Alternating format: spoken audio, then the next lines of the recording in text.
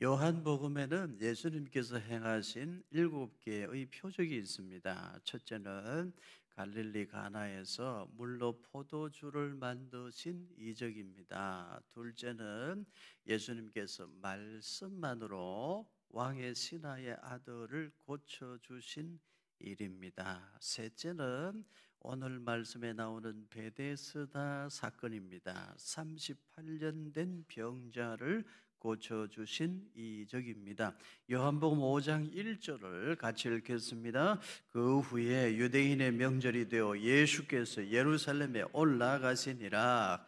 유대인의 3대 절기, 유월절, 오순절, 장막절입니다. 특별히 이 큰 절기 때는 수많은 사람들이 예루살렘으로 올라갔습니다. 그때에 예수님도 예루살렘에 올라가셨다는 말씀입니다. 아마도 유월절이었을 것으로 생각을 하는데 아니면 오순절이었을 수도 있습니다. 예수님은 그때에 예루살렘으로 올라가셨습니다. 요한복음 5장 2절도 같이 읽겠습니다. 예루살렘에 있는 양문 곁에 히브리 말로 베데스다라 하는 못이 있는데 거기에 행각 5에 있고 예루살렘 양문 곁에 베데스다라 하는 못이 있었습니다. 양문은 성전에서 제물로 드리는 양들이 들어가는 문입니다. 베데스다는 베트, 집을 의미하는 단어와 헤셋, 자비를 의미하는 단어의 합성어입니다. 그래서 베데스다는 자비의 집이라는 뜻입니다. 거기 행각이 5개나 있었다고 기록하죠. 사진을 보시기 바랍니다. 예수님 당시의 베데스다의 모형입니다. 예루살렘 양문 곁에 아주 큰 베데스다라 하는 연못이 2개가 있습니다. 북쪽에 하나, 남쪽에 하나. 각각 연못의 길이가 무려 50m가 넘는 아주 큰 연못입니다. 저기 북쪽에 있는 연못에서 아래 남쪽에 있는 연못으로 물을 흘려보내면 어떻게 될까요? 물이 소용돌이칩니다. 그때 사람들은 생각했습니다. 천사들이 내려와서 물을 움직인다 생각했습니다. 그리고 믿었어요. 전설을 믿었습니다. 그때 누구든지 제일 먼저 들어가는 자는 어떤 병에 걸렸든지 병이 다 낫는다. 이런 전설을 믿고 거기 많은 사람들이 모여 있었습니다. 다음 사진을 보십시오.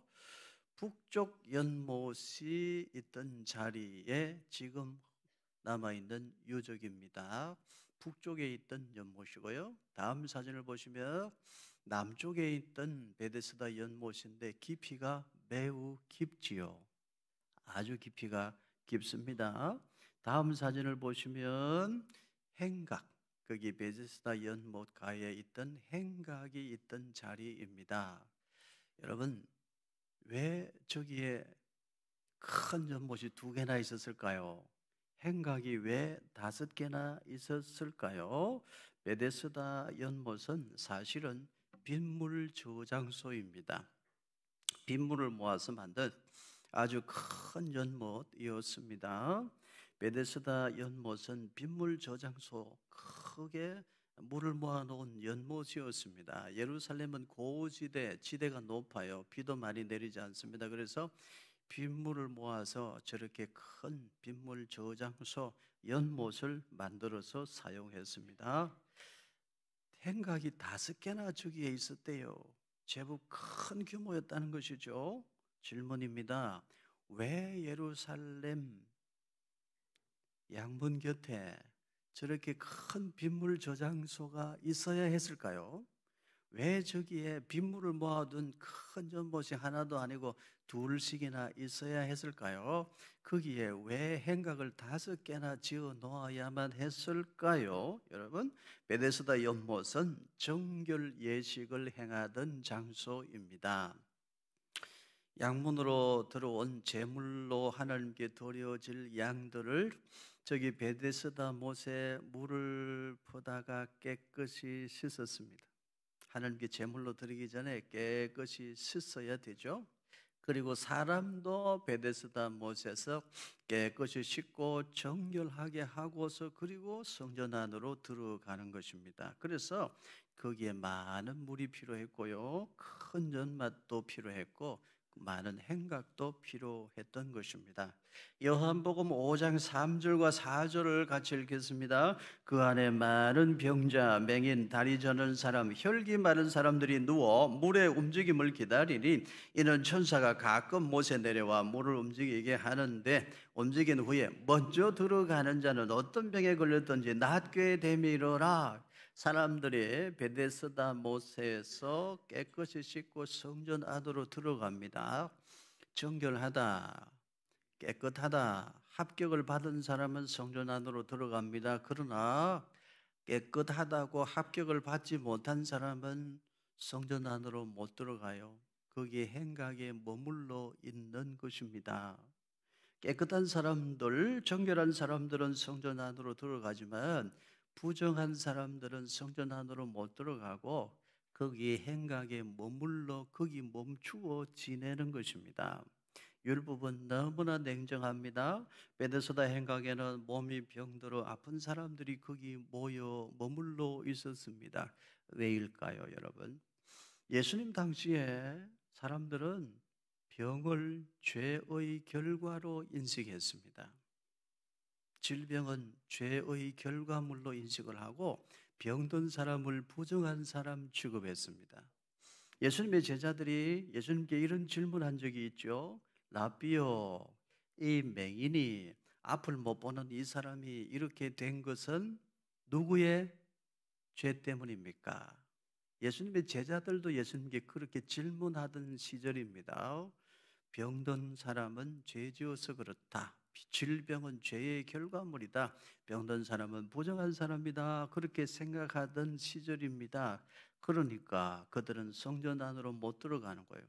맹인, 다리 저는 사람, 혈기 마른 사람, 중풍병자 이런 사람들은 베데스다 행각의 자리를 잡고서 물이 움직이기만을 기다렸던 것입니다. 어떻게 하든지 몸을 고치고 어떻게 하든지 정결하다 함을 받아서 어떻게 하든지 성전 안으로 들어가야지, 그런 사람들이 모여 있었던 것이죠.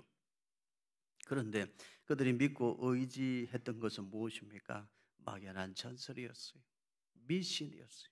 막연한 전설, 미신을 믿고 거기 앉아서 버티고 머물러 기다리는 사람들 거기에 있었습니다. 그 중에 한 사람이 38년 된 병자입니다. 요한복음 5장 5절 같이 읽습니다.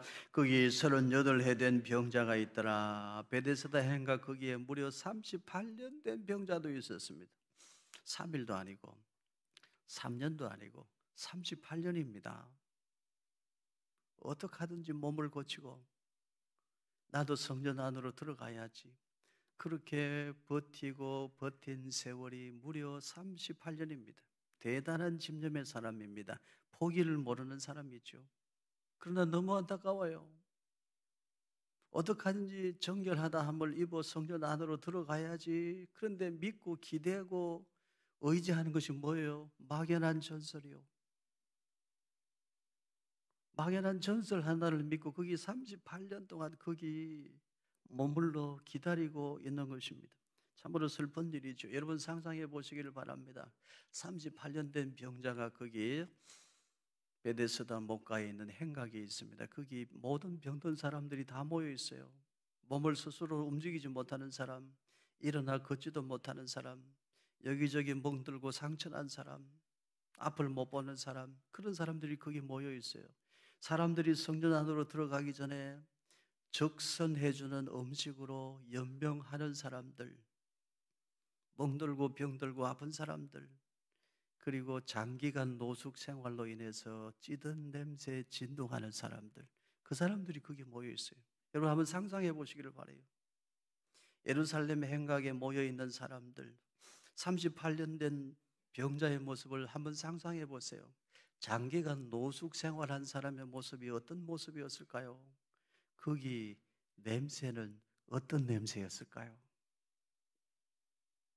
거기 모인 사람들의 눈빛은 어떤 눈빛이었을까요? 거기 분위기는 어떠했을까요? 여러분이라면 그들 곁으로 가까이 쉽게 다가갈 수 있을까요? 거기에 여러분은 쉽게 갈 수 있을까요? 쉽지 않을 거예요. 그런데 예수님은 유대인의 명절에 예루살렘에 올라가셔서 제일 먼저 그들 곁으로 찾아가셨습니다. 그래서 우리 주님은 만민의 구주이십니다. 우리 예수님은 그런 분이세요. 막연한 전설 하나를 믿고 살아가는 사람들, 미래가 없어 보이는 사람들, 눈에 초점을 잃어버린 사람들, 찌든 냄새 진동하는 사람들, 그 사람들 곁으로 예수님은 예루살렘에 올라가셔서 먼저 찾아가셨어요. 우리 예수님은 그런 분입니다. 우리 예수님은 언제나도 믿을 수 있는 분이요, 믿어도 되는 분입니다. 요한복음 5장 6절을 같이 읽습니다. 예수께서 그 누운 것을 보시고 병이 벌써 오래된 줄 아시고 이르시되 네가 낫고자 하느냐. 38년 동안 병 고침 받으려고 거기에 머물러 있는 사람에게 예수님이 하시는 말씀이 네가 낫고자 하느냐. 아픈 사람 놀리는 것도 아니고 예수님이 어찌 이런 말씀하셨을까요? 우리는 압니다. 예수님은 말씀을 함부로 하시는 분이 아니라는 것을 압니다. 그런데 아픈 사람 놀리는 것도 아니고 38년 동안 병 고침 받으려고 거기 기다리고 있는 사람에게 네가 낫고자 하느냐 말씀하셨어요. 이유가 있겠죠. 까닭이 있는 것입니다. 사도 요한은 이렇게 기록합니다. 예수께서 그 누운 것을 보시고 병이 벌써 오래된 줄 아시고 38년 된 병자의 병이 벌써 오래된 줄 아시고 이르시되 네가 낫고자 하느냐 말씀하셨다고 기록하죠. 예수님은 38년 된 병자의 병이 오래된 것을 다 아셨어요. 그리고 그 38년 된 병자의 속마음이 어떠한지도 아셨어요. 이미 속으로는 체념하고 있다는 것을, 이미 속으로는 포기하고 있다는 것을, 아무 희망도 소망도 없이 사실은 거기 어쩔 수 없어 거기에 머물러 있다는 것을 예수님은 아셨어요. 네가 낫고자 하느냐? 예수님께서 질문하신 것은 무너져 버린, 이미 무너져 버린 그 38년 된 병자의 마음속에 있는 소망을 다시 일으켜 세워주시는 말씀이었습니다. 요한복음 5장 7절 같이 읽겠습니다. 병자가 대답하되 주여 물이 움직일 때에 나를 못에 넣어주는 사람이 없어 내가 가는 동안에 다른 사람이 먼저 내려가나이다. 여기 38년 된 병자의 속마음이 다 드러나고 있어요. 사람이 없잖아요. 사람이 없어요. 그래서 내가 여태껏 이 모양 이 꼴로 사는 거 아닙니까? 사람이 없다니까요. 38년 된 병자의 마음 속에는 원망과 불평만 남았습니다. 절망과 아픔만 남아 있었어요. 예수님은 다 아신 거예요. 사람이 없잖아요. 사람이 물이 움직일 때 먼저 들어가야 되는데 다 자기들 살겠다고 먼저 들어가고 나를 저 못에 먼저 넣어주는 사람이 없어요. 38년 된 병자의 마음속에 남은 것은 원망과 불평뿐이 없어요. 세상을 향한 절망뿐이었습니다. 실망과 낙심뿐이었던 것입니다.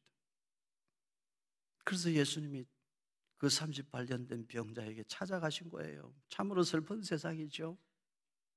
아픈 사람들이 사는 세상인데, 그런데 그 아픈 사람들끼리 서로 경쟁을 해야 돼요. 이것이 우리가 사는 이 세상의 현주소입니다. 우리가 사는 이 세상, 하나님께 등 돌린 죄로 타락해버린 인간들이 사는 세상의 모습이 이러하다는 거예요. 모두 다 아픈 인생을 사는데 아픈 사람들끼리 또 싸우고 경쟁해요. 그러니 거기에 무슨 소망이 있고 거기에 무슨 희망이 있습니까? 절망과 낙심밖에 없잖아요. 그래서 예수님은 이 세상에 빛으로 오셨습니다.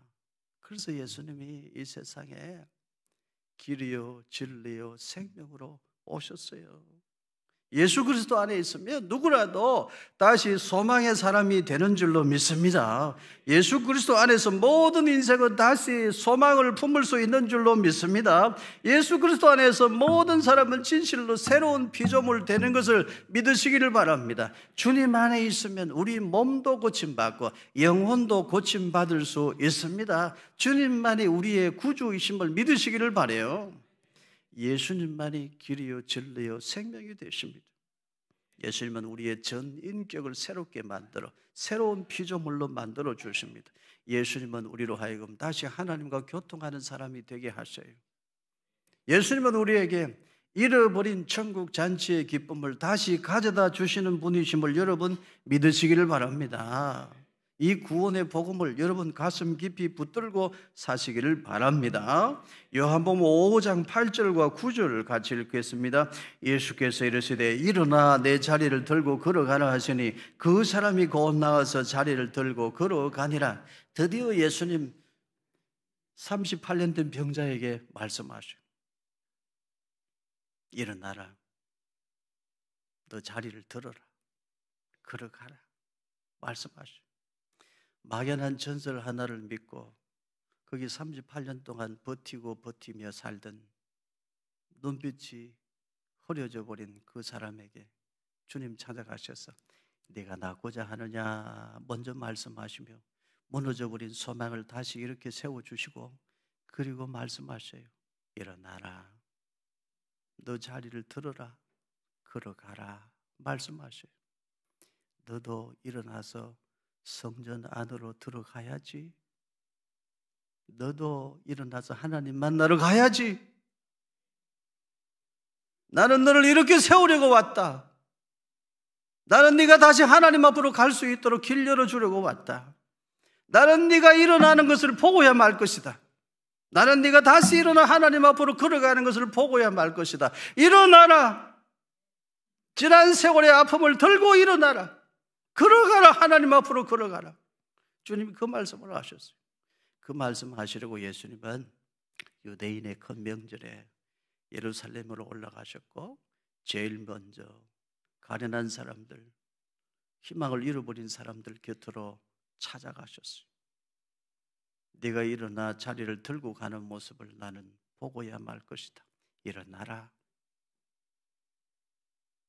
지난 세월의 아픔, 절망의 자리를 들고 일어나라. 그리고 걸어가라. 너도 성전 안으로 들어가야지. 너도 하나님 앞으로 가야지. 38년 병자에게 들려주셨던 그 말씀, 성도 여러분, 오늘 하나님께서 나에게 주시는 말씀으로 아멘으로 받으시기를 바랍니다. 여러분도 일어나시기를 바라요. 지난날의 아픔을 들고 일어서십시오. 지난날의 고난도 고통도 다 들고 일어나십시오. 하나님 앞으로 나아가십시오. 그리할 때 우리 주님이 기뻐하실 줄로 믿습니다. 일어나라. 너 아직 늦지 않았어. 내가 여기 왔지 않느냐? 너 일어나게 하려고 내가 여기 왔다. 너 아직 늦지 않아서 포기하지 마. 내가 너와 함께 할 것이다. 너는 일어날 수 있다. 너도 성전 안으로 들어가야지. 너도 하나님 앞으로 가야지. 너 포기하면 안 된다. 주님의 이 말씀을 여러분도 하나님의 내게 주시는 말씀으로 받고 정말 여러분들도 다시 일어나 하나님 앞으로 하나님께로 가까이 나아가시기를 축복합니다.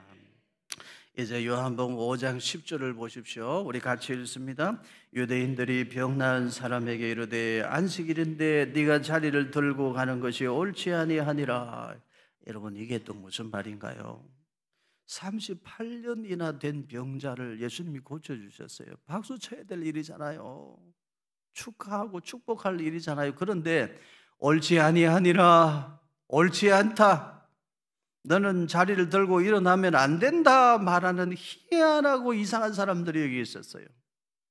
이 인간들이 사는 세상의 모습이요.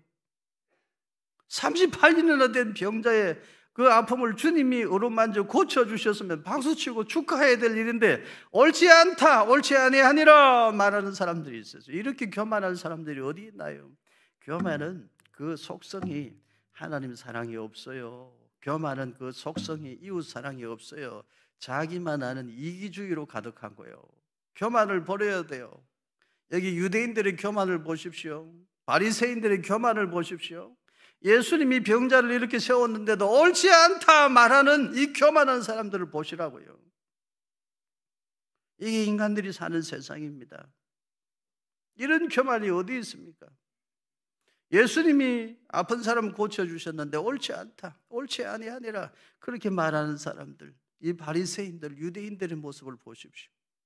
우리 속에는 이런 모습이 조금이라도 남아있어서는 안 된다는 것을 우리 마음에 기억해야 돼요. 고린도전서 15장 45절, 고린도전서 15장 45절 말씀 우리 같이 읽습니다. 기록된 바 첫사람 아담은 생명이 되었다 함과 같이 마지막 아담은 살려주는 영이 되었나니. 완전한 하나님이신 예수님이 이 세상에 완전한 사람으로 오신 이유가 뭐라고요? 살려주는 영으로 오셨대요. 살리는 정신이 있고 죽이는 정신이 있습니다. 살리는 영성 있고 죽이는 영성 있죠. 살리는 말이 있고 죽이는 말도 있습니다. 우리는 예수님의 제자입니다. 예수님은 살리는 분으로 이 세상에 오셨습니다. 우리도 마땅히 살리는 영성, 살리는 정신으로 살리는 말을 하고 내 옆에 있는 사람 살려주는 삶을 살아야 될 줄로 믿습니다. 살리는 삶을 살아야 돼요. 바리새인들처럼 죽이는 말을 함부로 해대는 사람 되어서는 안 됩니다. 이번 주간에 우리 민족의 명절 설날이 있습니다. 이번 설 명절 기간 동안에 사랑하는 성도 여러분, 여러분은 진실로 살리는 영성, 살리는 정신으로 살리는 말만 하고 옆에 있는 사람들 다 이렇게 세워 살리는 성도의 삶을 살아가시기를 축복합니다. 죽이는 정신으로 죽이는 말 함부로 해대는 바리새인의 후예가 아니기를 바랍니다. 바리새인처럼 죽이는 사람으로는 살지 않기를 바라요. 바리새인의 못된 영성과 생각과 정신은 다 버리시기를 바랍니다. 실수로라도 상처 주는 말, 죽이는 말 함부로 하지 않기를 바랍니다. 예수님 믿는다고 하면서 말 함부로 하고 죽이는 말 쉽게 하고 여기저기 만나는 사람마다 상처 주고 죽이고 그런 교만한 사람 안 되어야 될 줄로 믿습니다. 실수로라도 내가 하나님께 영광이 안 되는 말을 했구나, 실수로라도 내가 저 사람에게 상처되는 말을 했구나, 실수로라도 내가 죽이는 말을 하고 말았네, 그런 사람은요 이번 설에 떡국도 먹지 마세요. 자격이 안 돼. 또 먹을 게 뭐가 있나. 이번 설날에 나도 모르게 자꾸 죽이는 말하고 옆에 상처 주는 말하고 그런 사람이라면 내가 그런 사람이라는 게 깨달아지거든. 만두도 먹지 마세요. 갈비 이런 거는 생각도 하지 마. 자격이 안 돼. 특별히 여러분, 나이 좀 많은 조카들을 만나고 나이가 좀 많은 손자들을 만날 때 이런 말 하지 마세요. 너 언제 결혼할래? 너 언제 취직할래? 너 언제 사람 될래? 절대로 그런 말 하지 마세요. 나도 모르게 그런 말을 했다면 떡국 먹지 마세요. 만두도 튀김도 먹지도 마. 냉수 먹고 정신 차리시기를 바라요. 살리는 정신으로 살리는 말을 해야 돼요. 그게 예수님 닮은 성도의 삶이죠. 그래야 너도 나처럼 예수님 믿어야지 이 말 할 수 있잖아요. 죽이는 정신, 죽이는 말 하면서 38년 된 병자를 예수님이 고쳐주셨는데 옳지 아니하느라 옳지 않다 그렇게 교만한 말 함부로 해대면서 너도 나처럼 교회 다니면 좋겠다, 어떻게 그 말 해요? 그럴 수 없잖아요. 지난 주간에 요양병원에 계시는 우리 성도님 찾아갔어요. 남자 성도님인데 병상에 가만히 누워 계시더라고요. 귀에다 대고 복음을 전했습니다. 예수님 믿는 사람에게는 하나님이 특별한 권세를 하나 주셨는데 하나님 자녀의 권세입니다. 예수님 믿는 사람은 하나님 자녀의 권세가 있기 때문에 하나님 아버지 집에 언제든지 들어갑니다. 두려워하지 마세요. 만일에 저승사자가 찾아오거든 사탄아 물러가라, 물리치십시오. 저승사자가 찾아오면 물리치시고 예수님이 눈에 보이면 주님 하고 부르고 주님 손잡고 하나님 아버지 집으로 가십시오. 제가 간절히 복음을 전했어요. 그랬더니 의식은 다 있거든요. 움직이기 힘든 그 입술을 움직이시더라고. 뭔가 표현을 하시려고. 옆에 계시던 우리 권사님이 갑자기 병상에 누워 계시는 우리 남자 성도님 몸을 흔들면서 여보 아멘이라고 해. 아멘이라고 해야지. 아멘이라고 해. 그러니까 제가 옆에서 보니까 정말로 어디서 그런 힘이 나왔는지 얼굴 표정으로 몸으로 있는 힘을 다 끌어모아서 표현을 하시더라고. 아멘, 아멘. 그걸 보고 우리 권사님이 얼마나 좋아서 눈물을 흘리시는지 펑펑 우시더라고요. 평생 남편 영혼 구원을 위해서 기도했는데 하나님 감사합니다. 감사합니다. 우리 권사님이 우시더라고요. 저도 너무 기뻤어요. 너무 기쁘고 감사했어요. 지난 주간에 마석에 있는 요양병원에도 제가 신방을 갔습니다. 저를 너무너무 좋아하시던 권사님이 있었는데 그 병원에 입원해 계셔요. 제가 우리 권사님 찾아갔더니 우리 권사님은 주무시고 계시고 누가 왔는지도 모르시더라고요.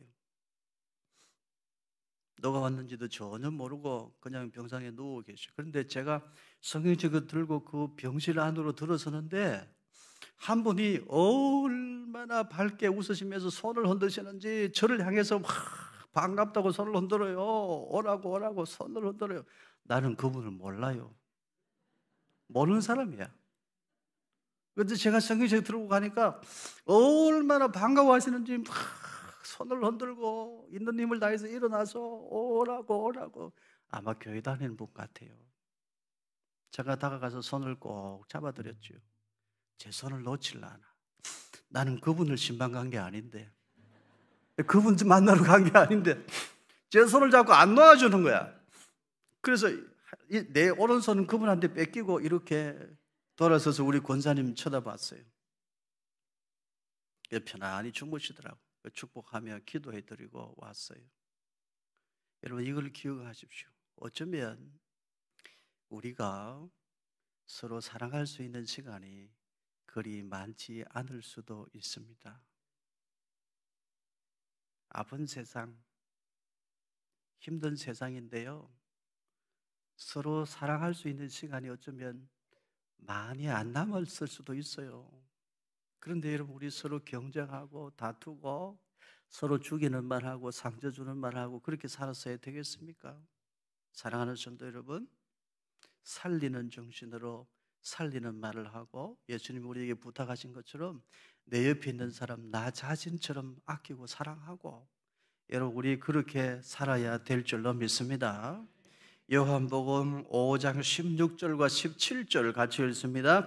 그러므로 안식일에 이러한 일을 행하신다 하여 유대인들이 예수를 박해하게 된지라. 예수께서 그들에게 이르시되 내 아버지께서 이제까지 일하시니 나도 일한다 하시매.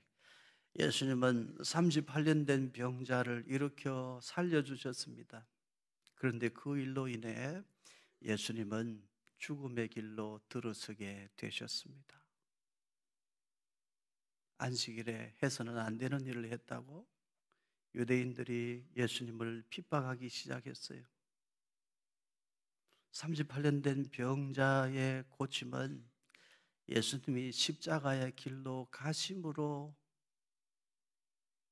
얻은 은총인 거예요. 예수님이 십자가의 길로 들어가심으로 38년 된 병자가 일어나 걷게 된 것입니다. 그냥 된 것이 아니에요. 38년 된 병자를 이렇게 세워주신 결과 예수님은 이제 십자가의 길로 들어서게 됐어요. 고난의 길로 들어가시게 되는 거예요.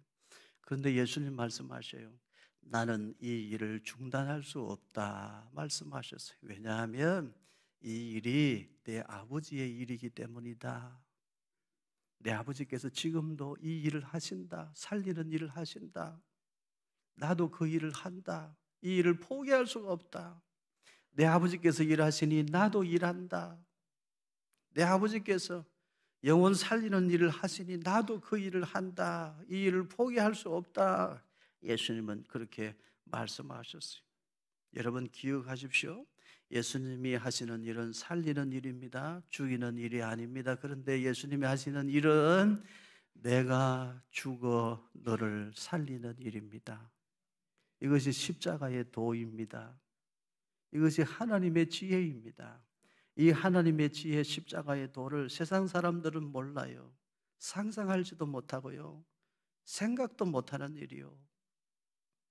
이번 설 명절 기간에 사랑하는 성도 여러분, 우리도 조금이라도 십자가의 도, 내가 죽어 너를 살리는 정신을 실천하고 우리 다시 하나님 앞에 경배하러 모일 수 있기를 축원합니다. 사랑이 뭔가요? 나도 아프지만 나보다 더 아픈 사람을 생각하는 거예요. 사랑이 무엇입니까? 나도 배가 고프지만 나보다 더 배고픈 사람에게 내 가진 것을 나누는 거예요. 다 아픈 세상인데 나보다 더 아픈 사람을 생각하는 거예요.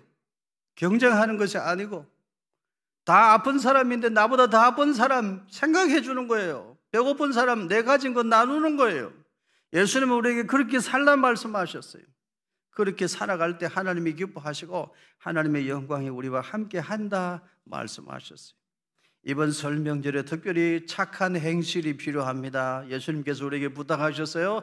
너희 착한 행실을 보여주라. 믿지 않는 사람들, 세상 사람들도 너희들이 착하게 살아가는 모습을 보고 하늘에 계신 하나님 아버지께 영광을 돌리게 해다오. 예수님 부탁하셨어요. 이번 한 주간 특별히 우리 예수님의 그 부탁 잘 들어드릴 수 있기를 축원합니다.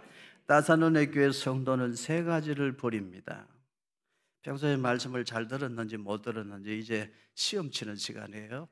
다사로니 교회 성도는 세 가지를 버립니다. 무엇을 버릴까요? 육신의 정욕, 안목의 정욕, 이생의 자랑, 세 가지를 버립니다. 다사로니 교회 성도는 세 가지를 하지 않습니다. 무슨 세 가지를 하지 않을까요? 악인의 꾀를 따르지 않습니다. 두 번째는 죄인들의 길에 서지 않습니다. 세 번째는 뭘 안 해요? 오만한 자들의 자리에 앉지 않습니다. 다사로니 교회 성도는 세 가지를 위하여 살아갑니다. 첫째는 하나님의 영광을 위하여. 둘째는 뭐예요? 일부 때는 알았는데 덕을 세우기 위하여, 남의 유익을 위하여. 다사로니 교회 성도는 그렇게 살아요. 그리고 다사로니 교회 성도는 말을 복되게 합니다. 어떻게 말하나요? 하나님 앞에서도 할 수 있는 말을 합니다. 잘 알지 못하면서 남의 이야기 함부로 하지 않습니다. 부득이 제3자에 대하여 말할 때는 그 사람 앞에서도 할 수 있는 말을 합니다. 죽이는 말이 아닌 살리는 말을 하고 비난의 말이 아닌 축복의 말을 합니다. 이번 한 주간 우리 그렇게 살아갈 수 있기를 축원합니다.